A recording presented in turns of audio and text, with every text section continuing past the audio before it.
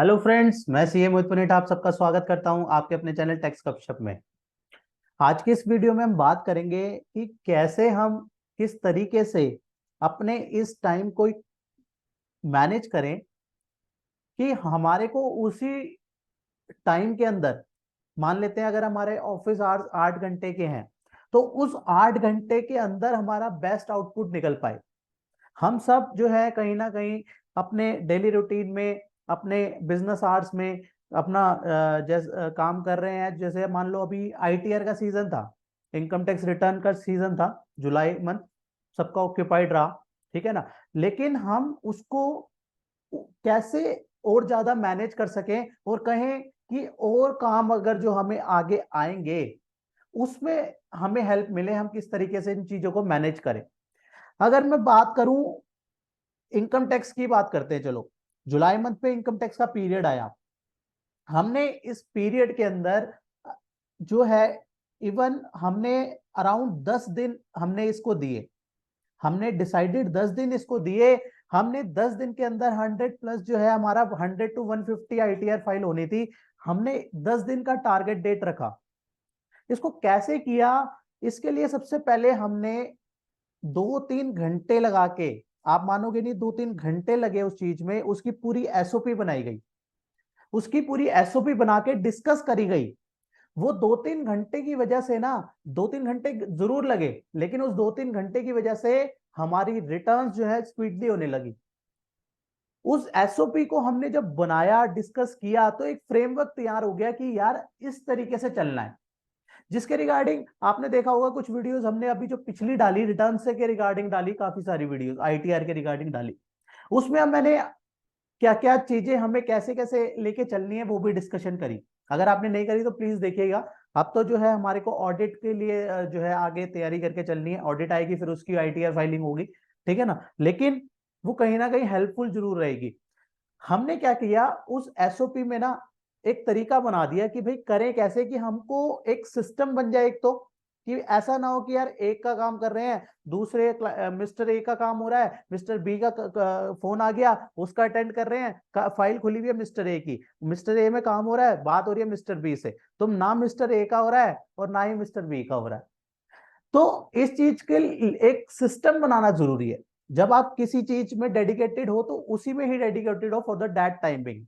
हमने क्या किया, अगर ऐसा केस हुआ ना हमारे साथ, मिस्टर ए का काम कर रहे हैं, बी का आया, तो हमने कहा we are working on another file, we will call you better, call you later. और हमने साथ साथ लिख दिया कि हम जैसे ही आपकी फाइल ओपन करेंगे आपसे डिस्कस कर लेंगे। तो जैसे ही ए का काम फिनिश हुआ, बी की फाइल खोली, स्टडी कर ली और कॉल कर लिया, जो भी उसकी उसी टाइम पे रिजॉल्व किया, डिस्कनेक्ट किया। ए का भी हो गया, बी का भी हो गया। दूसरा हमने तरीका क्या किया, हमने जब एसओपी बनाई ना, तो उस एसओपी में हमने सिस्टम में क्या किया, एक हमने क्या किया, एसओपी में लिखा कि हमें पहले हर एक के जो है इनकम टैक्स का लॉगिन करेंगे। मैं इनकम टैक्स की बात करता हूं क्योंकि अभी हम ज्यादा उससे कनेक्ट हो पाएंगे। इसी तरीके से हम और काम का भी एसओपी जो है डेवलप कर सकते हैं, जिससे हमारे उसी स्पैम ऑफ टाइम में ज्यादा से ज्यादा हमें आउटपुट मिल पाए। तो हमने इनकम टैक्स में क्या किया, हमने उसमें पॉइंट नंबर 1 में कहा कि हम 4 चीजें डाउनलोड करेंगे। इनकम टैक्स का पोर्टल खोलेंगे, 4 चीजें वहां से डाउनलोड कर लेंगे, 26 ए डाउनलोड कर लेंगे, एआईएस टीआईएस डाउनलोड कर लेंगे और प्रीफिल डाउनलोड कर लेंगे, ठीक है ना। तो हमने क्या किया, ये 4 चीजें प्रीफिल जो है असेसमेंट ईयर 23-24 की डाउनलोड कर लेंगे। ये 4 चीजें हमने डाउनलोड करी। हम सॉफ्टवेयर की मदद से जो है उसको प्रोसेस कर रहे हैं रिटर्न को। तो हमने क्या किया, उसमें प्रीफिल अपलोड करी, प्रीफिल का इफेक्ट ले लिया। हमने 26 एएस अपलोड किया, 26 एएस का इफेक्ट ले लिया। फिर हमने सेकंड स्टेप लिखा। सेकंड स्टेप में हमने क्या लिखा, ये 4 चीजें तो हमने डाउनलोड कर ली। उसके बाद हमने सेकंड स्टेप पे लिखा कि हमारे पास क्लाइंट ने क्या क्या डॉक्यूमेंट दिए। हमने पहले ही क्लाइंट को एक लिस्ट बना के एक्सक्लूसिव लिस्ट दे दी थी कि आपके पास ये डॉक्यूमेंट्स हैं, आप फॉरवर्ड कर दीजिए। हमारे पास जो डॉक्यूमेंट आए हमने उसको अपने सिस्टम पे जो है डाला, अब उसको एनालाइज किया। सेकंड पॉइंट में हमने लिखा कि जो डॉक्यूमेंट आए हैं पहले उसको रीनेम करो। क्योंकि क्या होता है, मान लो बैंक स्टेटमेंट है, उसका बैंक स्टेटमेंट में आगे अकाउंट नंबर लिखा हुआ है, कुछ लिखा हुआ है, पता नहीं लग रहा क्या है। इतनी सारी चीजें आई हुई हैं, पता नहीं लग रहा क्या क्या चीजें हैं, ठीक है ना। पॉलिसी से रिलेटेड है कुछ, डिडक्शन से रिलेटेड है कुछ। मैंने कहा सबको रीनेम करो, बाहर ही लिख दो आप।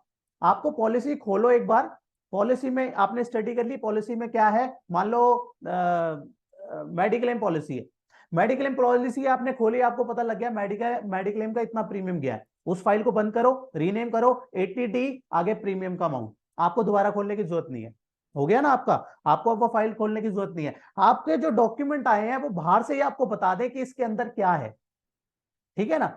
फिर अगर उसको मान लो कुछ डॉक्यूमेंट तो जैसे वैल्यूज लिख लिया आपने, 80C में इतनी, 80D में इतनी, जोन से डिडक्शंस है वो सब आपने उसके बाहर ही लिख लिया, आपको खोलने की जरूरत नहीं है। अब बैंक स्टेटमेंट है, आपको उसको स्टडी करनी पड़ेगी, उसमें से काफी इंफॉर्मेशन तो ऑलरेडी फेच भी हो रही होगी, ठीक है ना। तो इस तरीके से अगर जब हम सिस्टम बना के चल रहे हैं ना, तो इतना ज्यादा इजी हो जा रहा है वो टास्क कंपील करना, और उस एसओपी का बना के हमने सिस्टमैटिक ऑपरेटिंग प्रोसीजर करके हमने जो है अपने ऑफिस में सामने पेस्ट कर दिया, हर एक के सामने लगा हुआ है एसओपी, उसको बस एसओपी फॉलो करना है, वो एसओपी फॉलो करता जा रहा है और उसकी कंप्यूटेशन तैयार होती जा रही है। अब हमारी कंप्यूटेशन तैयार हो गई, ठीक है ना, हमारे थर्ड पॉइंट में था मेक कंप्यूटेशन, कंप्यूटेशन हमारी तैयार हो गई। पॉइंट नंबर 4, अब क्या करेंगे, अब हमने पॉइंट नंबर 4 पे लिखा कि आपके पास जो कंप्यूटेशन रेडी हुई है ना, वो कंप्यूटेशन कैसे रेडी हुई है, उस चार जो हमने डॉक्यूमेंट डाउनलोड करे इनकम टैक्स की साइट से, क्लाइंट ने जो डॉक्यूमेंट भेजे उसको मर्ज किया, जो हमारे पास कंप्यूटेशन रेडी हुई है हमने पॉइंट नंबर 4 पे लिखा वो कंप्यूटेशन भेजो आप क्लाइंट को, क्लाइंट उसको स्टडी करेगा, क्लाइंट उसको पूरा का पूरा वेरीफाई करेगा, उस पूरी मेल पे हमने अच्छा खासा ड्राफ्ट बना के रखा कि भैया आप उसको पूरा एनालाइज कर लीजिए डीपली, ठीक है ना। इसके बाद आपको कोई उसमें कमी पेशी लग रही है, कोई चीज ऐसा लग रहा है कुछ रह गया है, इसी रिवर्ट पे, इसी मेल पे आप जो है रिवर्ट कीजिए, रिप्लाई पे भेज कीजिए, ताकि एक पूरी ट्रेल आपकी बन के आ जाए, ठीक है ना। हमने पहले भी डिस्कस किया था ना, सेक्शन 133 सबसेक्शन 6 के नोटिस इशू हो रहे हैं, ठीक है ना।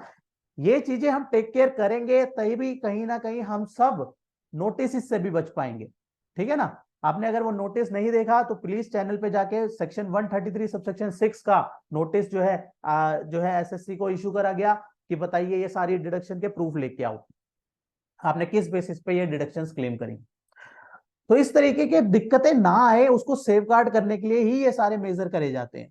तो फिर क्या किया, उसको हमने मेल किया क्लाइंट को, क्लाइंट को अगर उसमें कुछ क्लाइंट ने एनालाइज किया, कुछ उसको लगता है डेविएशन, तो वो उसने रिप्लाई किया, हमने उसको फिर उसमें चेंजेस करके दोबारा उसी मेल पे नीचे दोबारा कंप्यूटेशन भेजी, फिर जब तक वो उसको कंफर्म करता है, फिर लास्ट में हमने लिखा हुआ है, नोट में दे रखे हैं सारे पॉइंट हमने कि भैया इसी में आप रिवर्ट कर दीजिए कोई चेंजेस है ये सारे, और लास्ट में लिख दिया कि अगर फर्दर आपने कंफर्म कर दिया और कंफर्मेशन के बाद फर्दर कोई अगर जो है डेविएशंस होंगी तो you are responsible for that. देखो क्योंकि क्या है ना, एसएससी को उसकी इनकम, उसकी डिडक्शन, बाकी सारी चीजों को एसएससी को ज्यादा पता है। आप 100-150 फाइलें कर रहे हो, किस किस की इंफॉर्मेशन आप याद रखोगे, पॉसिबल नहीं है, ठीक है ना। तो आपकी क्या जिम्मेदारी है, आप इस तरीके से जो आप कंपाइल कर रहे हो उसको भेजो, वो वेरीफाई करेगा, आपको रिवर्ट करेगा, जब तक वो फाइल ओके नहीं हो जाती आप उसको अपलोड मत कीजिए। हमने हर केस में यही किया है, हर केस में हमने मेल डाली है, हर केस में मेल डाली है, मेल में कंफर्मेशन लिया है, जब जैसे ही कंफर्मेशन आई है तब जाके उसकी फाइलिंग हुई है। उसके बाद एक दो केस ऐसे भी आ गए, एक दो केस ऐसे भी आ गए, कंफर्मेशन दे दी, हमने फाइल भी कर दी, उसके बाद कंफर्मेशन के लिए कह रहे हैं यार ये रह गया, मैंने कहा भैया रिवाइज होगी, ठीक है ना, रिवाइज होएगी, और रिवाइज होएगी अब आप अलग से जो है हमने उसमें लिख दिया, मेंशन कर रखा है पूरा मेल पे। उसके बाद अगर कुछ चेंजेस हमने सबमिट कर देंगे, और सबमिट करने के बाद हम we are not liable for that, उसमें लिख दिया, अगर उसके बाद कोई डेविएशन मिलती है तो उसके लिए फिर जो है एडिशनली अलग से जब रिवाइज रिटर्न फाइल करेंगे तो उसके लिए अलग से फीस चार्ज होगी।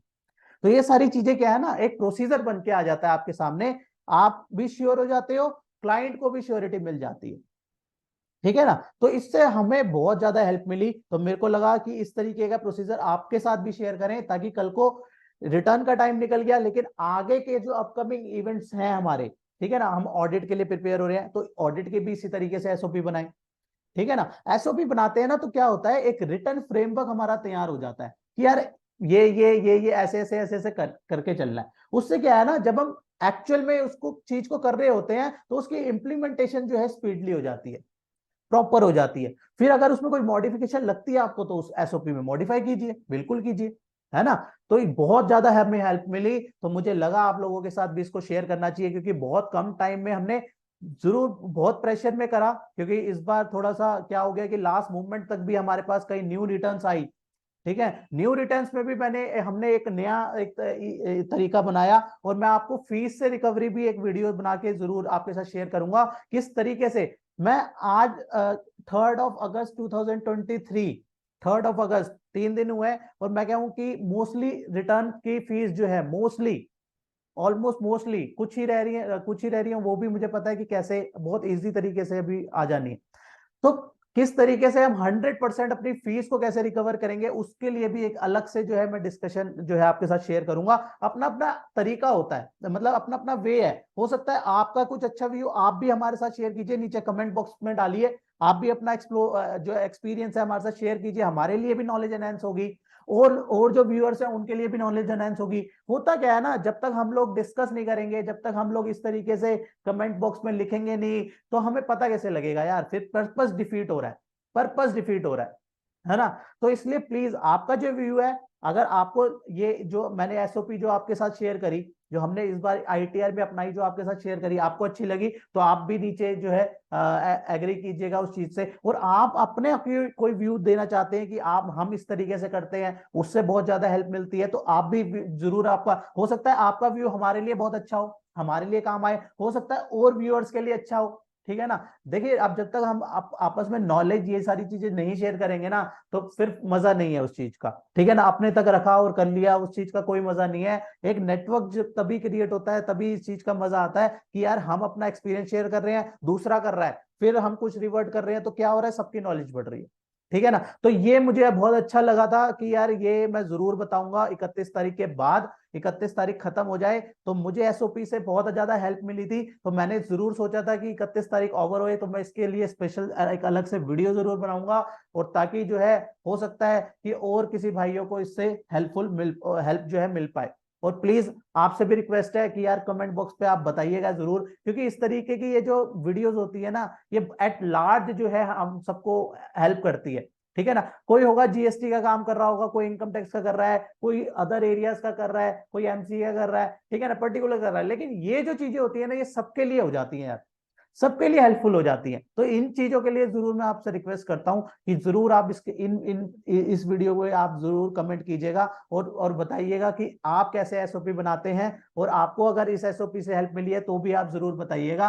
तो इसी के साथ आज की डिस्कशन को क्लोज करते हैं, मिलते हैं नेक्स्ट वीडियो में नेक्स्ट टॉपिक के साथ। टिल देन बाय बाय, जय हिंद, जय भारत।